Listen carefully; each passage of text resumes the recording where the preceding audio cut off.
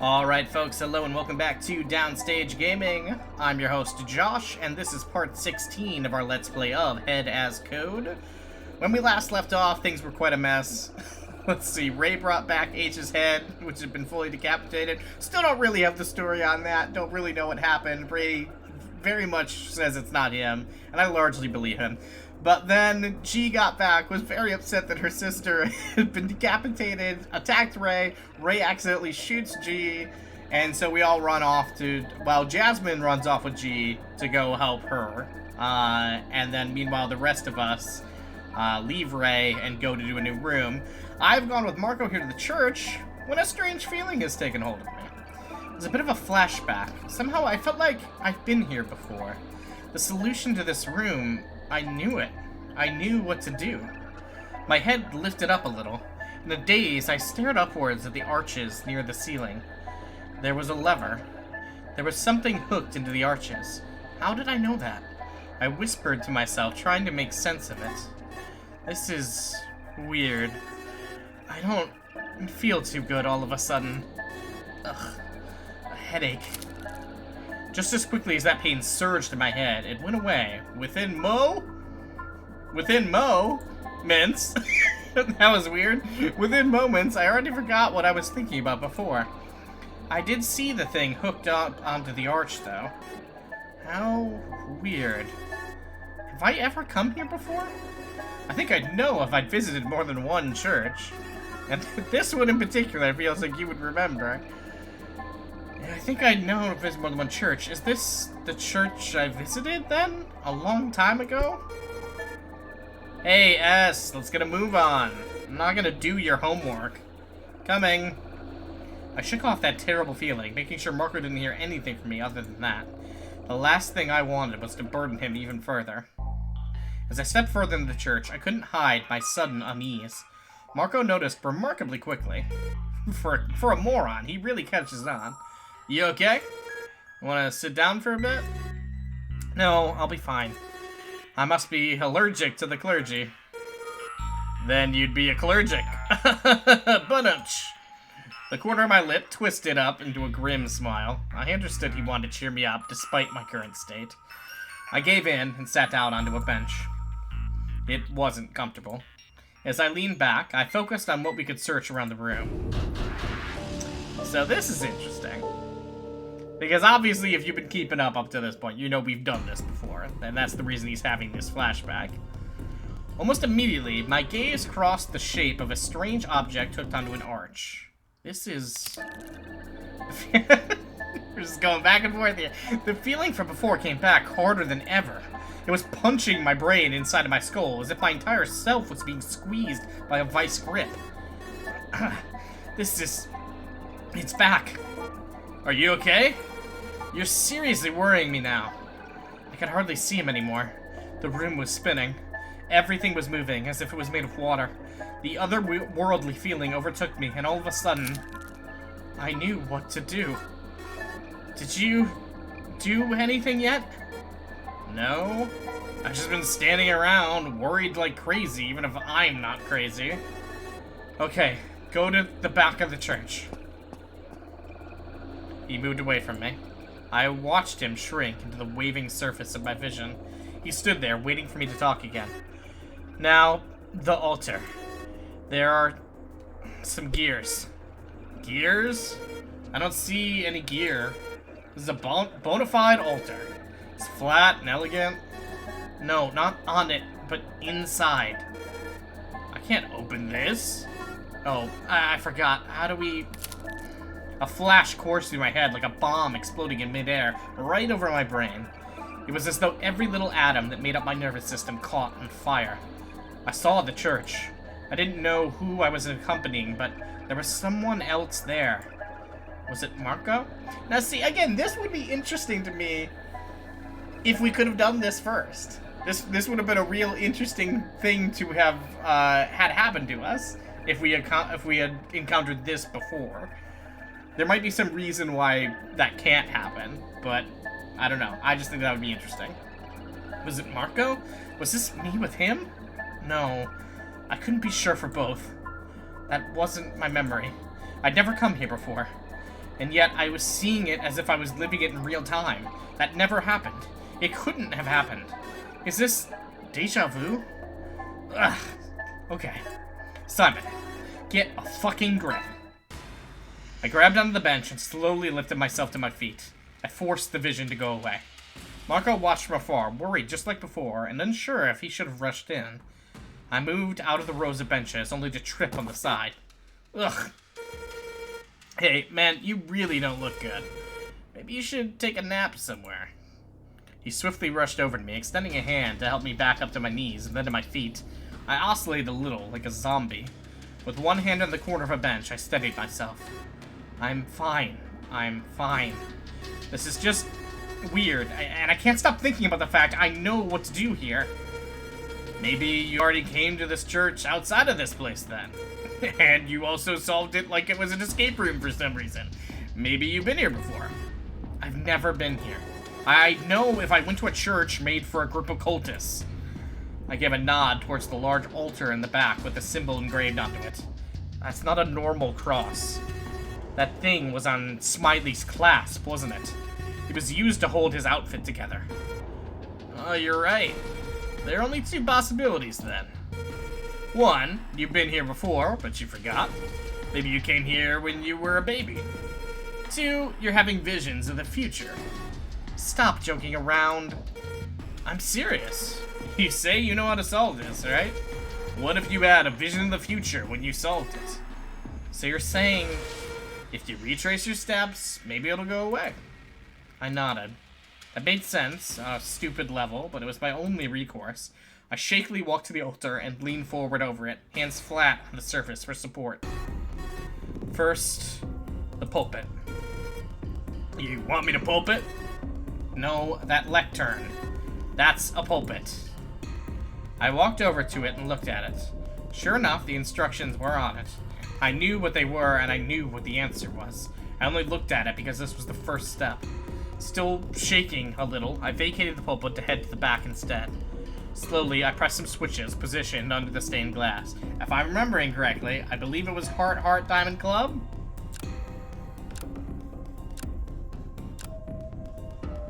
First, nope, darn it. That's right, because diamonds before, they put the riches before themselves. Diamond Heart Heart Club. Then the hearts. Hearts again. Finally the clubs. Each time I activated a card suit, the feeling we were solving the room correctly grew stronger within me. As I finished entering the sequence, the back of the altar opened. Wow, there are a few gears in there. How'd you know? The vision, or whatever it is. I glanced over to Marco to share with him the next part of the solution. In his eyes, I didn't see the same kind of warmth as before. Did he think I was Smiley? I could tell you're thinking something wild. Just really out there, man.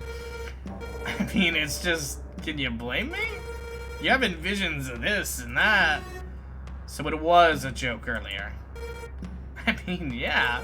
Visions from the future don't exist, and I know you've never come here. What's up with that, then?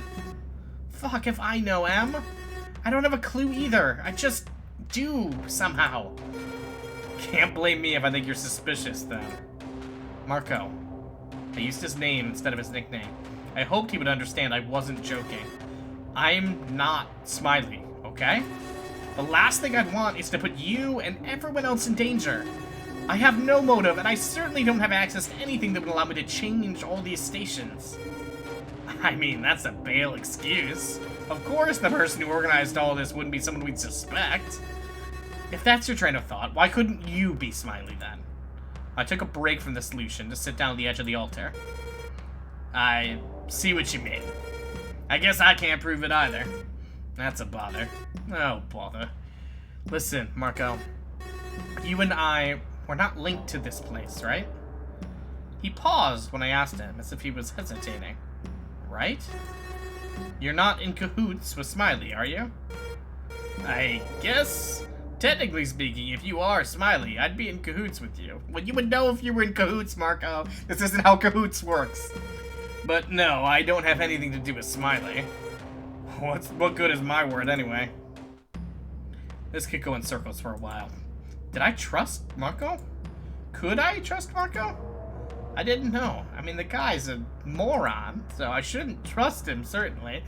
The more he spoke, and the more he accused me of being Smiley, the more it felt like he was diverting my attention. This feels weird on our part, that we're being this paranoid. The more he was trying to prove he wasn't Smiley either. Did I trust Marco? I trusted Marco before. I figured he would have no role to play in this. Did my stance change? Was this paranoia? The feeling of helplessness engulfing me from head to toe.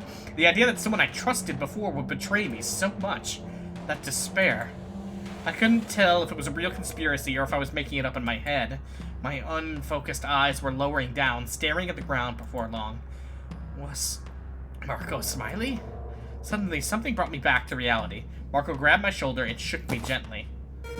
Hey, are you listening? You look totally out of it. Sorry, I can tell you're getting hung up over it. I don't want our relation to be bungled up by this, okay? What I feel deep in my heart is an immense amount of love for you, okay? There, I said it. It's all out in the open. I know, it's cliche, roommates, but I just want you to know how I feel. He paused again, as if he was going to say something that had been weighing on him for a long time. Maybe he was searching his words. It took about half a minute before he spoke again. Listen, if you say you're not Smiley, I trust you. But if you were, I'd follow you anyway. I don't claim to understand what you'd be thinking, why you did all this or how, but if you were, I'd still follow you. You know what? This is what friendship is, isn't it? You know? You find out your friend is involved in some sort of cult, weird puzzle death game thing. You don't know why they did it, but you're gonna support him because you're friends. Whatever this is, there must be a good reason. And if you're Smiley, then that reason's important to me too. And you won't go back on that. No, sir. I decided to put my trust in you, sir. Stop calling me sir. What am I, General? Yes, sir. You ordered me to go die for you, I'd go die, sir. I feel like our relationship has suddenly gone way further than I ever knew it was. Okay, fine then. Since you're deciding to put your trust in me, I'll put my trust in you too, Marco. I'll trust that you're not Smiley either. I held out my hand for him to shake. He stretched out his hand too before he could have any time to pull it away. I grabbed it to shake it. Nah, man, I wanted to do a quick trick on you. You wanted to remove your hand before I took it, right? Yeah. Am I so transparent? No, you're just dumb. You're not a ghost. We both laughed it out with my hilarious ghost joke. Yeah, I decided I could trust Marco. Too dumb to pull all this off. So, what was the next part of your so-called vision? Clearly, we need to move this gear. It's immobile, and it can't connect with that one over there. I stood back from the altar and showed it to him. Afterwards, I motioned to a pot of incense on one of the side altars. Marco went over to it. It's in there. We don't need the incense, so empty that stuff if you want. He turned the pot over, and with a clinking noise, the metal stick fell down to the ground. Marco grabbed it and flung it over to me. Yeet! Let's go, sir! I caught it effortlessly. I operated the machinery, and just as I saw in my vision, the side of the altar in the back up. I mean, what if he had yeeted it and it, like, hit the wall and broke? Marco, you need to be thinking about these things. The small depression revealed a terminal with a bunch of numbers on it. That's our password, if I had to guess. Let's try it out. Yeah. But before that...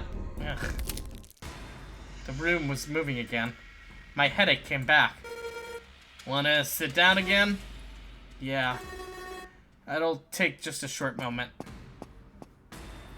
I remained in the church while Marco walked out of the room.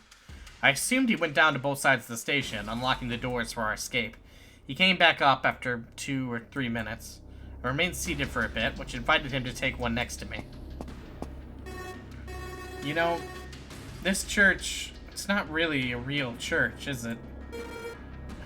What do you mean? It's got everything a church needs, you know? It's got the 4 card suits, it's got that weird symbol, pews, everything you need.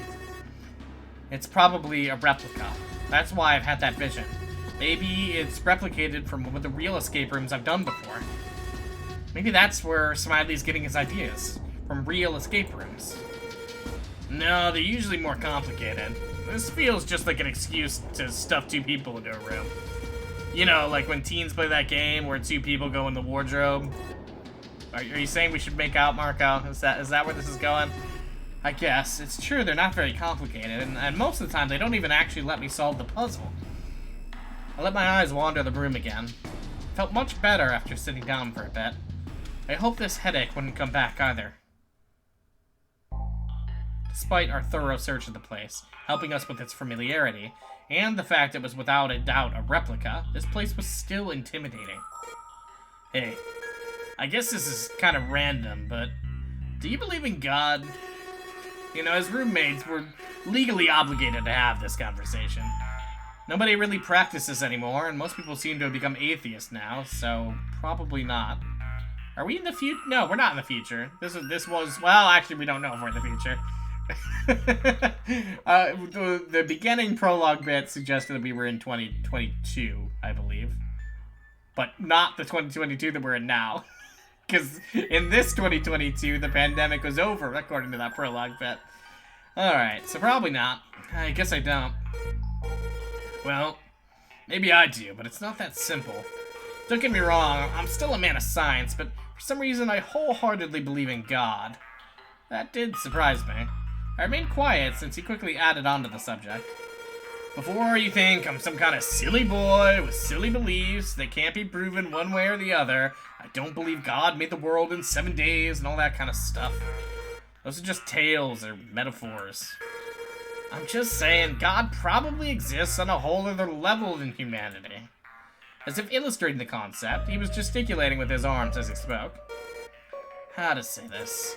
Maybe God doesn't even create because he has a will to do so.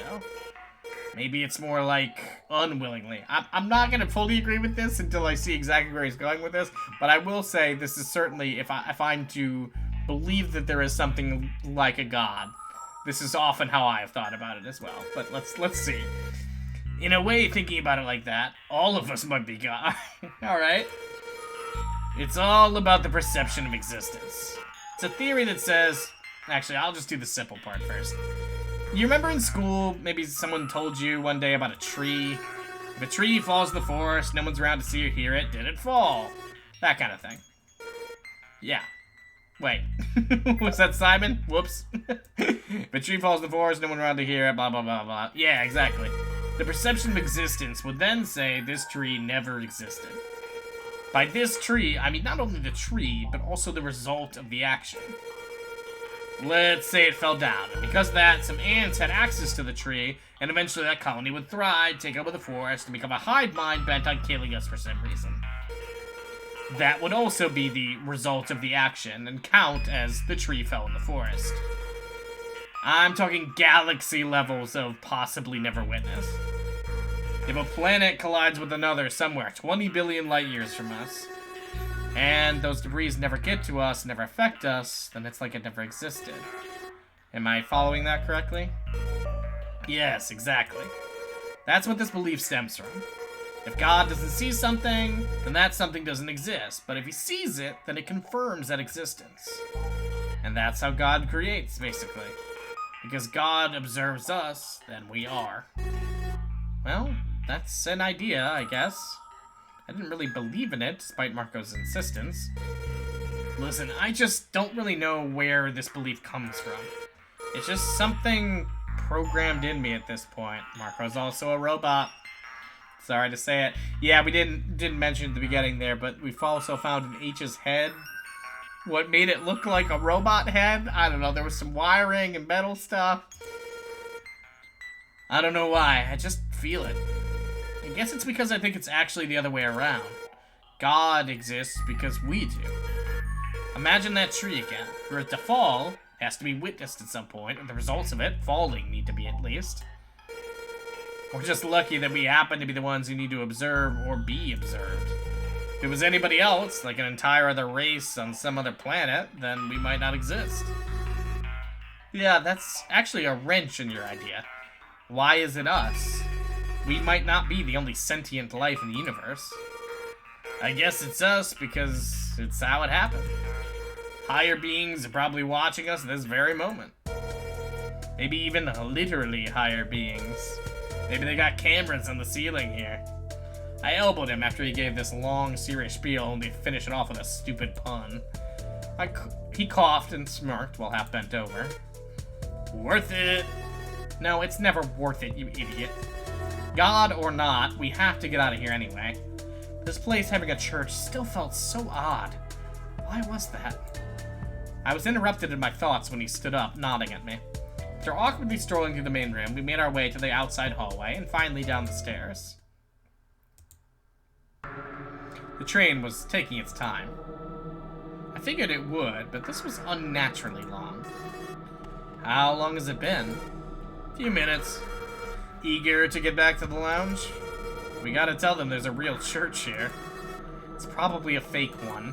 Say, think Ray went off on his own and that's why the train's taking forever? I don't think so. What if another team finished? That reasoning was sound. The question was, who would we find there? Jasmine or the Eccentrics? I had a bad feeling all of a sudden. I immediately thought of Jasmine alone, as if I never believed the twin had any chance of survival in the first place. The train arrived before I could chastise myself. We both stepped in it. It seemed like whatever Smiley set up was good enough to be somewhat punctual. Maybe it was finely tuned. Maybe he was driving the train himself. That is an amusing thought. Just him up front in that little costume, just like, choo-choo. Nah, that would be stupid. Couldn't even properly see into the driver's cabin. If he drove, he'd have to see, no? Well, not necessarily. Otherwise, the train wouldn't stop when it needs to. I mean, you can set up a thing to stop it automatically. Hey, you think Smiley's one of us? He might be the 9th person. Or even Ray. Remember Smiley in that recording they fed to us? Ray's build did match him, but maybe they want us to think that. What says it's a video, too? Maybe it was real time. Maybe Smiley isn't even one of us, and they're just looking at us in the shadows, laughing at our incompetence. Yeah, maybe. I have to think about it some more. Let's talk about it later after we find some sort of clue. Marco clammed up, and so did I. The train was going steady. We didn't say anything else again until it arrived at the lounge. The moment Marco and I stepped out of the train, we heard a noise from upstairs. Why do we always have to come back to something bad? Sounds like something fell hard. Is Ray still up there, you think? Yeah, that doesn't sound good. It's like a fight.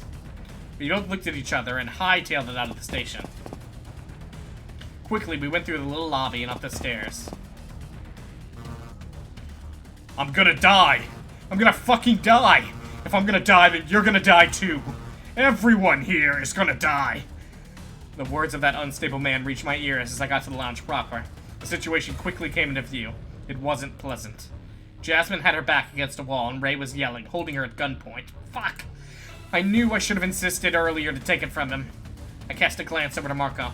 He didn't look too happy either, but there was little we could do, really, in this situation. Jasmine noticed us, and then made a weird jumping sound. Run away, you fucking morons! Run or he's gonna kill you too! I'm not leaving you here.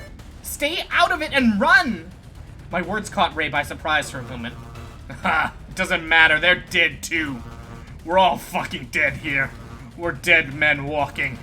Fuck Smiley, fuck you too, fuck your girlfriend too! Ah! When we managed to get his attention, Jasmine leaped at him.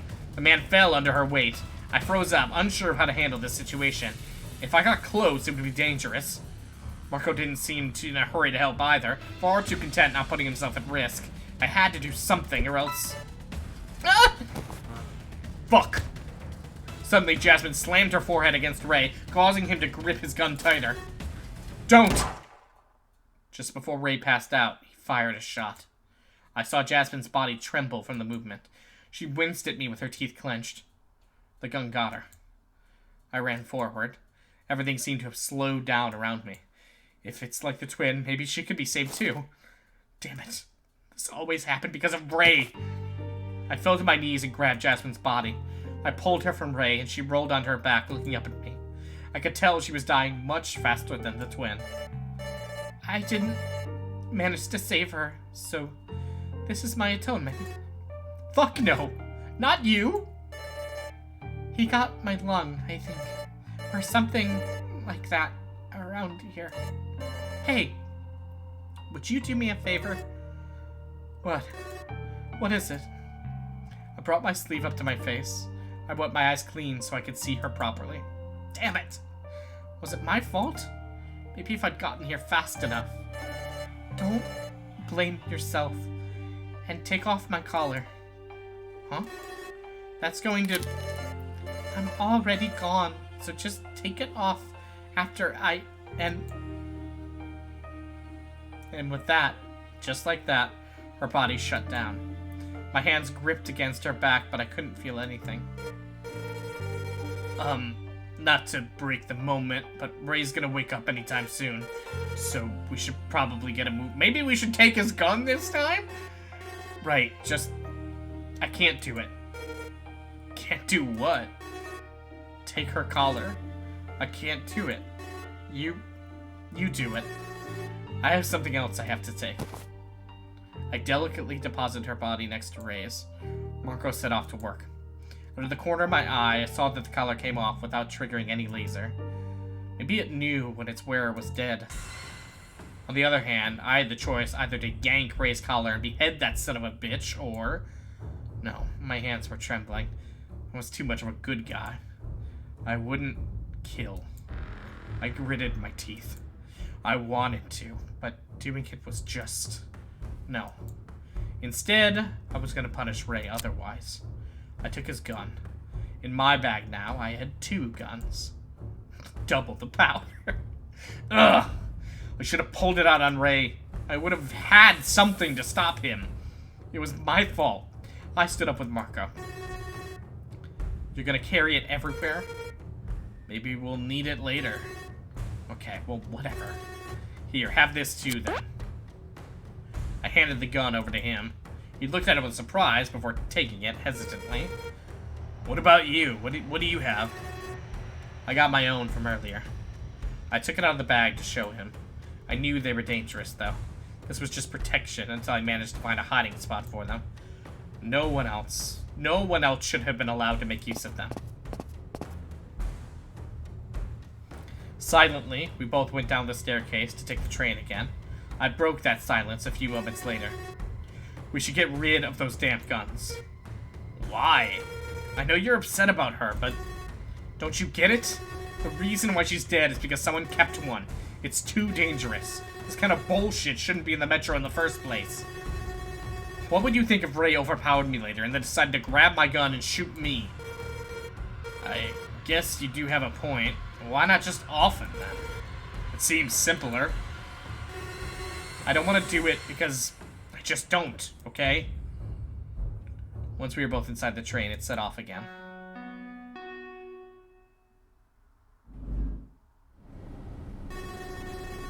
Ray's gonna have to live with the fact he's got 2 deaths on his conscience now. I don't have any of that. I'm not gonna get any of that weighing me down. I don't like it. I didn't want her to die. Yeah, I mean, it's nice to save someone, but we were in danger too. We had nothing.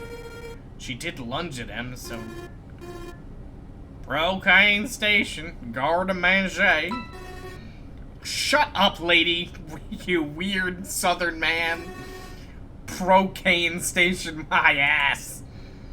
Marco chuckled at my words. I deflated into a seat instead, holding my hands, trying to think about how this whole thing happened. How did Ray get the gun anyway? He had a gun, that's right. Where did he get it? It had to be from a room. Yeah, I knew where I got mine. It was the safe in the fitness center. A safe contained an object that wasn't so safe. That's irony. However, was it possible Ray gained the gun from the room he explored with Jasmine? No, that wasn't possible. Jasmine would have never let him grab the gun if that had been the case. The only possibility, other than him taking the gun while she was distracted, was that he took it between then and the second room.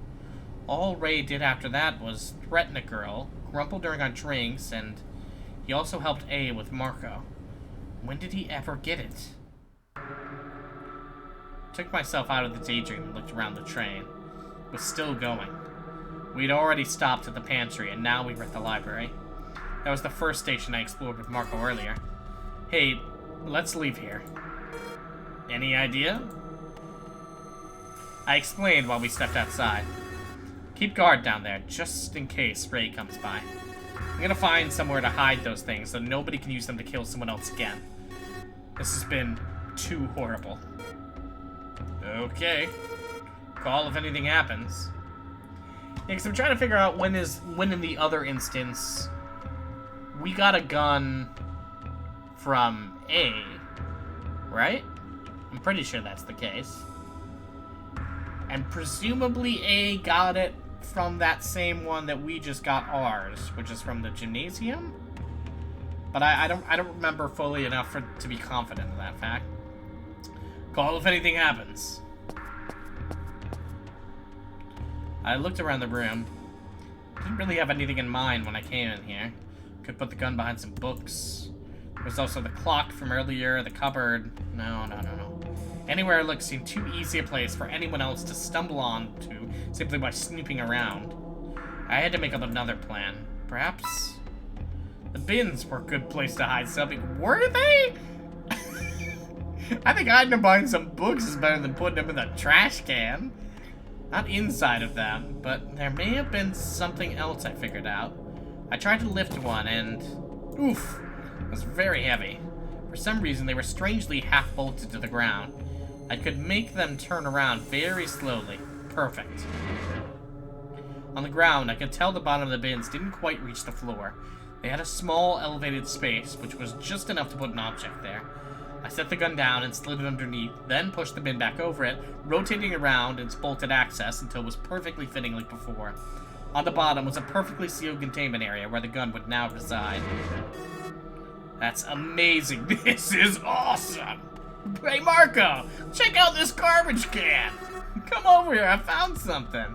Called for Marco. I couldn't hear steps coming up the stairs. Uh-oh. Okay, never mind. I'm coming, Captain. What's up, huh? I heard him from the staircase. Something surprised him. I realized what that was, but far too late to act. In that I'm like in my head right now trying to like think about how this is possible. Oh, it's because he has the collar. Oh God, that's so stupid. Oh, in that moment our collars were beeping and a red light came from the back. Wait, what's going on? And just like that, I was beheaded before I even understood what was actually happening. I heard Marco's body fall down in the stairs too. It seemed that he got beheaded too. Jasmine, what the hell? Did she set this up? Why? The only thing I could think of was someone else came up with him, but he was alone. What exactly happened? I didn't have any... Oh, come on. Come on, Simon. I'm able to put this one together. Marco had the collar that he took from Jasmine, and that counts as a person, even though it wasn't attached to a person. But wait a minute. But now hold on. Because in the very first ending, A states that after the people died, you could take their collars and use them. It was like they were deactivated. They wouldn't do anything. So how is that possible? But then in the pizza delivery revenge bit, isn't E dead? Yes. And we use that in the case to get us all killed. So what's the deal with that first time when we were able to bring collars in and not have them be affected in that way? As I faded, I didn't care one way or another. All I could care about was the darkness coming upon me. Always the darkness. Gun bad end. Interesting. We've got our yellow lock now. A new path opens. But I don't think we've actually encountered... Yeah, here's fate. End the circle. Truest embodiment. Not over. Whee! I always say wee. It's just it's a fun ride to go so quickly through it. Okay. Do we have the yellow lock? Is that something we've encountered? No, it is not. Yellow's down here. Okay. Alright, well then that is interesting. Huh. And then we are gonna go back here, which is yes. Okay. So next time, when we return, we're going to take back to this bit where we were on the train with ourselves, Marco, A, and E. And this time, we're going to give A what he weirdly wants, and I don't know why, and let him go with Marco, and we'll go with E. And we'll see where things go from there. Until then, though, this has been Downstage Gaming. I have been your host, Josh, and I will catch you all next time.